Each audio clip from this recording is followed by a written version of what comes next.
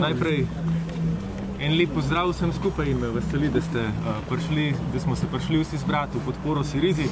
Zdaj, kot veste, je Syriza bratska stranka Združene levice iz Grčije in danes jo podpiramo ne samo zato, ker je ona podprla nas pred evropskimi volitvami, ampak iz 5 drugih razlogov, ki bom zdaj opisal. Prvič, podpiramo jo, ker v Evropi ne gre za konflikt med državami, ampak za konflikt med delom in kapitalom, oziroma med 99% in 1%. Syrizo podpiramo, ker to ve in ker dela v interesu zaradi lenobe Grkov, tako kot v Sloveniji ni nastala zaradi lenobe Slovencev.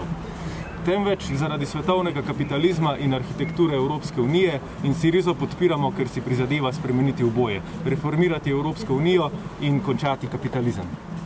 Četrtič, ker varčevalni ukrepi, ki nam jih vsiljujejo, krize ne rešujejo, ampak jo poglabljajo, njihova edina funkcija pa je, da za krizo bogatih plačujejo najrevnejši sloji prebivalstva. Skrajni čas je, da končamo to socialno katastrofo in Syriza je prvi glasnik na tej poti.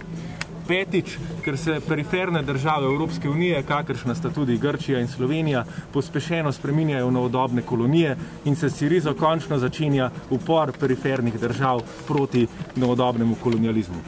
Če zaključim, kaj je torej pomeni zmaga Syrize? Zmaga Syrize pomeni začetek konca neoliberalne Evropske unije in diktature trojke, katere del je tudi Evropska komisija, zato smo se danes zbrali tukaj. Še letos si bosta sledila podobni gibanji Podemos v Španiji in Sinn Féin na Irskem, na naslednjih volitvah pa smo na vrsti mi. Tovarišice, tovariši, prihodnost se je začela.